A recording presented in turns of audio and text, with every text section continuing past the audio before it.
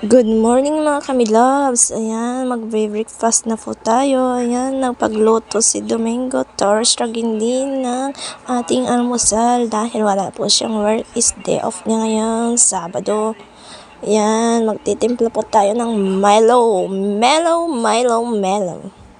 Siyempre dalawa, tig-isa po kami. Ayan, magtitimpla po tayo, mausok-usok pa, mainit. Ayan, kayo dyan, anong almusal niyo mga kami-loves? Yan po sa amin, ang almusal po namin ay Milo at saka sinangag.